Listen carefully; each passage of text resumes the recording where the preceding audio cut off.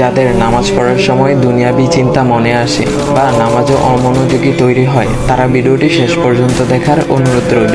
হযরত আলী রাদিয়াল্লাহু তাআলা আনহুর কাছে একজন ব্যক্তি এসেছে। তখন লোকটা বলল, হুজুর, আমার নামাজে মন বসে না। নামাজে দাঁড়ালে আমার দুনিয়াবি নানা চিন্তা আসে। হুজুর, আমার এই নামাজ কি আল্লাহ তাআলা কবুল করবেন? তখন হযরত আলী রাদিয়াল্লাহু তাআলা আনহা বলেছেন, না, তোমার নামাজ কবুল হবে না। তখন লোকটা মনে অনেক কষ্ট নিয়ে চলে যাচ্ছেন।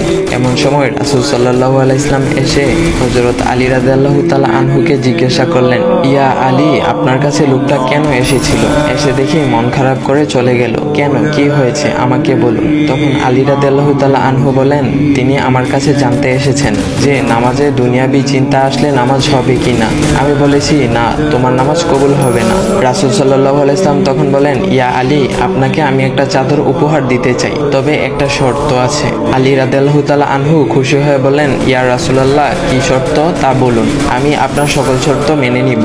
বুঝতেই তো পারছেন রাসূল সাল্লাল্লাহু আলাইহি ওয়াসাল্লামের চাদর বলে কথা। তখন রাসূল সাল্লাল্লাহু আলাইহি ওয়াসাল্লাম বললেন, ইয়া আলী, আপনি যদি এই মুহূর্তে 2 রাকাত নামাজ একনিষ্ঠভাবে পড়তে পারেন দুনিয়াবি সকল চিন্তা দূর করে, তাহলে আমি আপনাকে সেই চাদরটি উপহার দেব।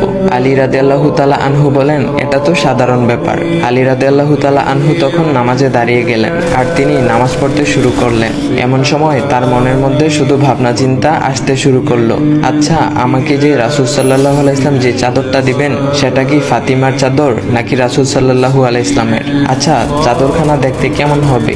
এই বিভিন্ন বিষয় নিয়ে ভাবতে লাগলেন। তিনি ভুলেই গেছেন যে দুনিয়াবি চিন্তা নামাজে আনতে রাসূল সাল্লাল্লাহু আলাইহি ওয়াসাল্লাম নিষেধ করেছেন। এর মধ্যে আলী রাদিয়াল্লাহু তাআলা আনহুর নামাজ পড়া শেষ। আলী রাদিয়াল্লাহু তাআলা নামাজ শেষ করে রাসূল সাল্লাল্লাহু আলাইহি ওয়াসাল্লামকে বলতেছেন, ইয়া রাসূলুল্লাহ, আমি আপনার শর্ত মেনেছি, এখন আমাকে চাদরখানা উপহার দেন।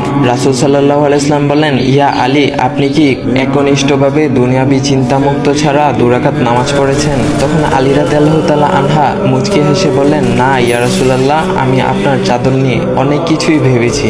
তখন রাসূল সাল্লাল্লাহু আলাইহি ওয়াসাল্লাম বলেন, ইয়া আলী, নামাজ তোমারও হয়েছে, আর তুমি যাকে নামাজ হবে না বলে ফতোয়া দিয়েছো, তার নামাজও আল্লাহ তাআলা কবুল করে নিয়েছেন। শোনো আলী, দুনিয়াবি চিন্তা দ্বারা নামাজ বাতিল হয় না, নামাজ মহান আল্লাহ তাআলা কবুল করে নেন। সকল ফরজ নিয়ম কানুন মেনে নামাজ পড়লে নামাজ হবে ইনশাল্লাহ। তবে আমাদের সকলের উচিত নামাজ আদায় করার সময় একমাত্র আল্লাহকে স্মরণ করে নামাজ আদায় করা। নামাজে দাঁড়ালে দুনিয়াবি চিন্তা মাথায় আসে, এটা শয়তানের একটা ফাঁদ। আল্লাহ তাআলা আমাদের সকলকে শয়তানের কুমন্ত্রণা থেকে হেফাজত রাখুক এবং সঠিকভাবে মনোযোগের সাথে নামাজ আদায় করার মতো তৌফিক দান করুক। সবাই বলি আমিন। চাইলে ভিডিওটা আপনি অন্যদের কাছে শেয়ার করতে পারেন, এতে অন্যদের ভুল ভ্রান্তিগুলো দূর হবে। তো গাইস, এমন ইসলামিক ভিডিও পাওয়ার জন্য ভাইয়ের আইডিটা ফলো করে দেওয়া যাও।